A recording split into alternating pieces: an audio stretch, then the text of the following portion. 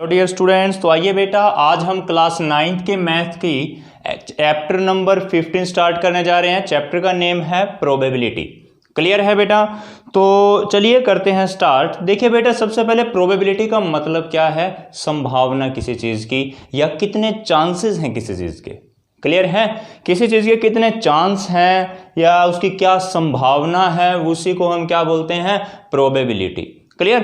तो यहां पर हम एक फॉर्मूला समझेंगे और उस पूरे एक ही फॉर्मूला की हेल्प से हम लगभग हर क्वेश्चन को यहां पे सोल्व कर सकते हैं। क्लियर है? तो चलिए करते हैं स्टार्ट। आज के इस वीडियो में केवल मैं आपको फॉर्मूला बताऊंगा इसका और कुछ एनसीईआरटी के एग्जांपल्स की हेल्प से आपको ये समझाने की कोशिश करूंगा। क्लियर है? तो चलिए करते हैं स्टार्ट। प्रोबेबिलिटी, मान लीजिए कुछ एक इवेंट है, उस इवेंट की प्रोबेबिलिटी कितनी है? Probability of a given event, उसका फॉर्मूला है number of trials in which event happened. वो इवेंट कितनी बार हुआ वो divided by total number of trials. तो ये प्रोबेबिलिटी निकालने का फॉर्मूला है। अभी आपको लग रहा होगा कि क्या बोल गए सर, क्या नहीं। ठीक है, अब इसको मैं एक एग्जांपल की हेल्प से आपको समझाता हूं। देखिए आप, a coin is tossed 1000 times. 1000 बार हमने एक सिक्का उछाला और कुछ फ्रीक्वेंसी आई। फ्रीक्वेंसी मतलब कि देखिए हेड 455, मतलब कि जो हेड आया वो 455 बार आया और जो टेल आया वो 545 बार आया। बात समझ में आई? एक कॉइन को उछाला, टॉस किया, हेड आया इतनी बार, टेल आया इतनी बार, टोटल 1000 टाइम्स हो गए। इनको ऐड करके देख लो, 1000 आएगा। क्वेश्चन है compute the probability of each event. हर एक इवेंट की प्रोबेबिलिटी निकालिए। देखिए आप, हम सबसे पहले प्रोबेबिलिटी निकालते हैं हर एक इवेंट की। पहला इवेंट तो हेड के आने की प्रोबेबिलिटी क्या होगी वो फाइंड आउट करते हैं। फॉर्मूला क्या है? Number of trial in which event happened. Event यहां पर हेड है, हेड कितनी बार आया? 455 times, 455 times, divide by total number of trial कितने थे? 1000 थे ना, या इनको जोड़ लो, 1000 आएगा। Total number of trials 1000। बात समझ में आई है बेटा? अब इसको आप सोल्व कर लो। जैसे कि आप 5 पे चलो करके देखते हैं।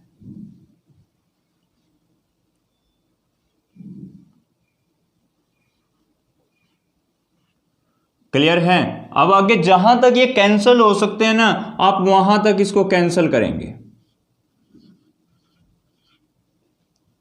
ठीक है, मेरे ख्याल से यहीं तक कैंसिल होगा ये, तो ये मेरा आंसर आ गया। बात समझ में आई कि नहीं आई बेटा? अब नेक्स्ट है, इसने बोला हर एक इवेंट की प्रोबेबिलिटी निकालो। हेड की प्रोबेबिलिटी मैंने निकाल दी है 91/200। अब ऐसे ही इसकी भी प्रोबेबिलिटी निकालो, टेल की भी। तो वो क्या आएगी? Probability of a tail. मतलब यहां इवेंट हमने टेल को लिया। फॉर्मूला क्या रहेगा? टेल कितनी बार आया? 545 टाइम्स, डिवाइड बाय 1000। क्लियर? तो कैंसिल करेंगे इसको 5 पे। एक मिनट,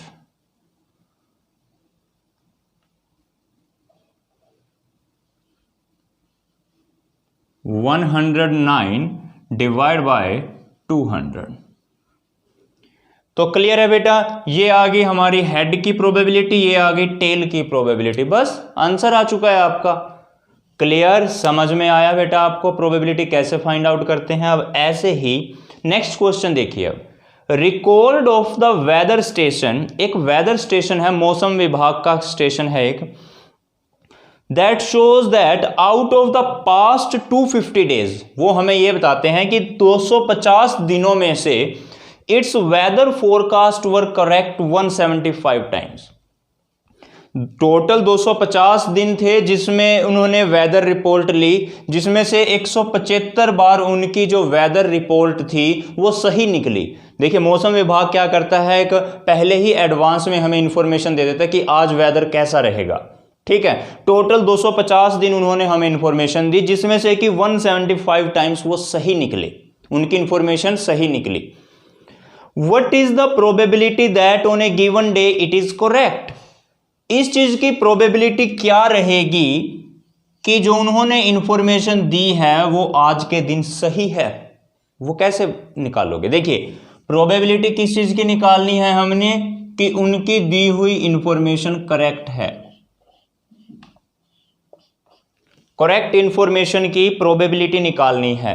तो करेक्ट इंफॉर्मेशन कितने दिन आई? 175 डेज उनकी इंफॉर्मेशन सही थी।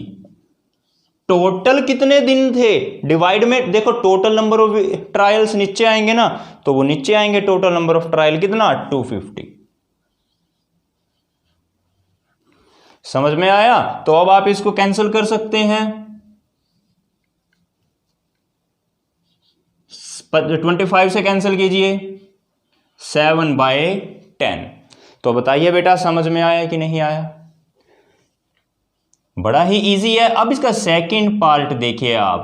कह रहा है what is the probability that it is not correct?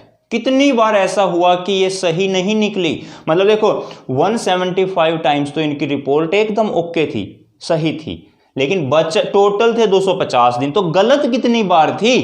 250 में से 175 माइनस कर लो। The days when report was not correct. Report correct नहीं थी जब, वो कितने दिन थे ऐसे? 250 में से 175 आप माइनस कर लो, तो आंसर आएगा आपका 75 डेज। मतलब देखो, 175 डेज तो इंफॉर्मेशन बिल्कुल सही थी, तो 75 डेज तक इंफॉर्मेशन सही नहीं आई। तो इसका मतलब बेटा हमें प्रोबेबिलिटी निकालनी है जब इंफॉर्मेशन करेक्ट नहीं थी, नोट करेक्ट की। तो कैसे निकालोगे? नंबर ऑफ 75 डेज तक वो सही नहीं थी, और डिवाइड बाय टोटल इवेंट्स कितने थे ट्रायल? 250। तो अब इसको आप कैंसिल कर लेंगे, 3/10 आ जाएगा आंसर। तो क्लियर है बेटा? आई होप कि आपको देखिए यहां तक समझ में आ चुका होगा। अगर किसी बच्चे को कोई डाउट आता है तो वो कभी भी कमेंट करके या मैसेज करके मुझसे पूछ सकता है। क्लियर है? तो चलिए जल्दी से इसको नोट कीजिए, फिर हम नेक्स्ट क्वेश्चंस करेंगे। तो चलिए बेटा, अब देखिए हम एग्जाम्पल नंबर 6 करते हैं एनसीईआरटी की बुक से। क्वेश्चन है अपना, a tyre company kept the record of distance covered before a tyre needed to be replaced. मतलब एक टायर कंपनी ने एक रिकॉर्ड बनाया जिसमें कि क्या लिखा गया है रिकॉर्ड में कि एक टायर कितना टाइम चलने के बाद उसको रिप्लेस करना पड़ा। देखिए, टायर गाड़ी चलती है, जब टायर कुछ टाइम बाद, कुछ डिस्टेंस चलने के बाद टायर घिस जाते हैं, फिर उसको हमें चेंज करना पड़ता है, टायर को रिप्लेस करना पड़ता है। कि आखिर कितने किलोमीटर चलने के बाद एक टायर को रिप्लेस करना पड़ा, इस चीज का एक कंपनी ने रिकॉर्ड बनाया। ठीक है, और उन्होंने टोटल 1000 केस को स्टडी किया। कितने केस स्टडी किए? 1000 केस। और ये पाया कि जब डिस्टेंस 4000 किलोमीटर से कम चला टायर, तब उसको चेंज करना पड़ा। कितनी बार? 20 बार ऐसा हुआ 1000 में से कि जब 4000 किलोमीटर चलने से पहले ही टायर को रिप्लेस करना पड़ गया। 20 बार ऐसा हुआ। और 4000 से 9000 किलोमीटर के बीच टायर चला था, फिर उसको रिप्लेस किया गया। ऐसा 210 बार हुआ। कितनी बार? 210 बारी। फिर टायर को 9000 से 14000 किलोमीटर चलने के, जब वो 9000 से ज्यादा 14000 से कम चला था, उस दौरान उसको बदलने की जरूरत पड़ी हो, ऐसा 325 बार हुआ। क्लियर? और जो टायर है वो 14000 किलोमीटर से भी ज्यादा चल गया रिप्लेस करने से पहले ही, ऐसा 445 बार हुआ। बात समझ में आई है? तो इस चीज की प्रोबेबिलिटी निकालनी है आपको कि tyre will need to be replaced before 4000 kilometre, कि जो टायर है वो 4000 किलोमीटर चलने से पहले ही रिप्लेस करना पड़ सकता है। इसकी क्या प्रोबेबिलिटी है? देखिए प्रोबेबिलिटी किसकी निकालनी है, 4000 किलोमीटर से पहले टायर को रिप्लेस करना पड़ रहा है, less than 4000 kilometre, less than 4000 kilometre, इस चीज की प्रोबेबिलिटी निकालनी है। 4000 से कम कितने केस थे, 20 केस थे, तो 20 divide by total number of case कितने हैं, 1000, 0 से 0 कैंसल, तो कैंसल करेंगे तो 1/50 आएगा बेटा। बात समझ में आ गई है, ये आपका आंसर है, बस very easy. Second part, it will last more than 9000 kilometre, probability निकालनी है कि ये जो टायर 9000 किलोमीटर से ज्यादा चलेगा। प्रोबेबिलिटी किसकी है, मोर देन 9000 किलोमीटर। अब देखो बेटा 9000 किलोमीटर से ज्यादा चला, 9000 से 14000, तो 9000 से तो ज्यादा ही हो गया 325, और ये 14000 से भी जो बड़ा है वो 9000 से तो बड़ा है ही है, तो यानी कि 9000 से ज्यादा वाले केस निकाल लो, एक तो ये हो गया और एक ये हो गया। हमसे पूछा गया है कि टायर 9000 किलोमीटर से ज्यादा चले, इस चीज की प्रोबेबिलिटी निकाल लो। यहां पे भी टायर 9000 से ज्यादा चला है 325 बार, और ये भी तो ऑफ कोर्स है ही 14000 से भी बड़ा है, ये तो 9000 से तो बड़ा होगा ही, ठीक है। तो इस चीज की प्रोबेबिलिटी क्या आएगी, 325 प्लस 445 डिवाइड बाय 1000। अब इसको ऐड करेंगे,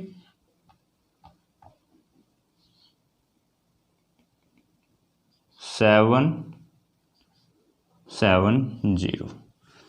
क्लियर है बेटा, समझ में आया, डिवाइड बाय 1000, तो आंसर आएगा आपके पास 77/100, ये आंसर आ गया। क्लियर है।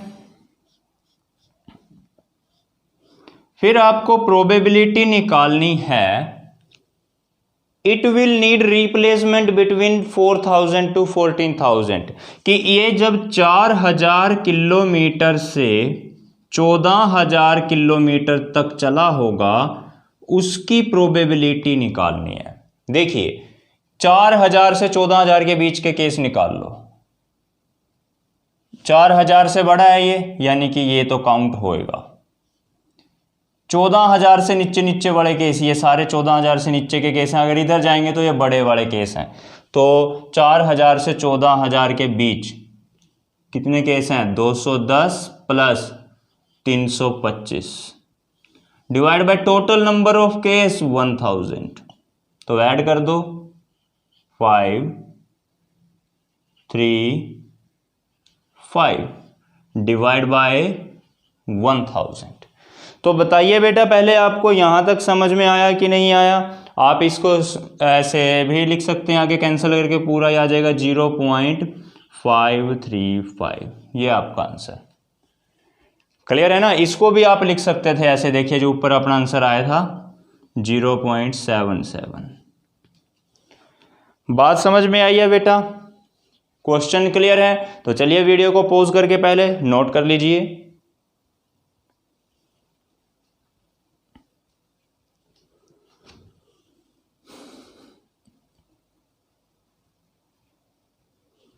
तो क्लियर बेटा, समझ में आ चुका होगा आपको, नोट कर लिया। ठीक है, अब मैं इसको रब कर देता हूं। अच्छा, एक बात याद रखनी है बेटा आपने कि जब भी हम किसी चीज की प्रोबेबिलिटी निकालेंगे, नोट कर लेनी है नोटबुक में। मैं अभी आपको लिख नहीं रहा, लेकिन यहां पर समझा रहा हूं बस। जो प्रोबेबिलिटी है it is always less than और इक्वल टू 1। ये कभी 1 से ग्रेटर नहीं हो सकती, या तो 1 से लेस होगी या 1 के इक्वल होगी प्रोबेबिलिटी। बस बात समझ में आई है। प्रोबेबिलिटी कभी भी 1 से ग्रेटर नहीं हो सकती, ये बात याद रखना, इंपॉर्टेंट पॉइंट है ये। और अगर आपके पास टोटल 4-5 तरह के इवेंट हैं, उन सभी की प्रोबेबिलिटी जोड़ दी जाए तो टोटल प्रोबेबिलिटी 1 ही आएगी। अगर आपके पास टोटल ही 4 से 5 केस हैं, उन सभी की प्रोबेबिलिटी निकाल ली जाए तो उनका टोटल सम हमेशा 1 आएगा, ये भी याद रखना। क्लियर है बेटा, समझ में आया? तो चलिए ठीक है, फिर मिलते हैं नेक्स्ट वीडियो में अपने नेक्स्ट टॉपिक के साथ। तब तक के लिए bye bye, thank you and have a nice day.